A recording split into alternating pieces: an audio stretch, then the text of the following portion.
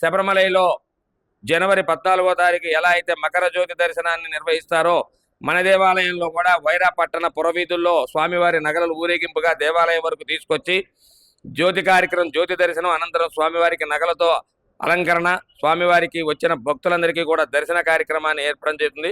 కావున ఈ దేవాలయం దినదినాభివృద్ధి చెందుతూ మరి యొక్క కొన్ని దేవాలయాలు ప్రతిష్ఠ చేసుకోవడం కూడా జరిగింది. కావున ప్రతి ఒక్క భక్తులు కూడా ఈ దేవాలయానికి విచ్చేసి ఒకసారి స్వామివారిని దర్శించుకొని తమ యొక్క కోరికలు నెరవేర్చుకోవాల్సిందిగా కోరుచున్నాం. మన దేవాలయంలో తులాభారాన్ని కూడా ఏర్పాటు చేయడం జరిగింది. ఇక్కడ ఎవరైనా వచ్చి సంతానం లేని వారు కానీ, వివాహం కాని వారు కానీ, ఏదైనా సరే ఇబ్బందులు ఉన్నవాళ్ళు వచ్చి స్వామివారికి మొక్కుకొని ఒక 18 ప్రదక్షిణాలు చేసినట్లయితే వారి కోరిక తప్పగా నెరవేరుతుంది. అలా నెరవేరిన వాళ్ళు స్వామివారికి బెల్లం మొక్కుకున్నా, నూనె కానీ, బియ్యం కానీ ఏదైతే మొక్కుకున్నారో ఆ మొక్కు చెల్లించుకోవాల్సి ఉంటుంది. అలానే మన దేవాలయంలో నవగ్రహ దేవాలయాలు, జంటనాగులు, సుబ్రహ్మణ్య స్వామి కూడా ఉన్నది.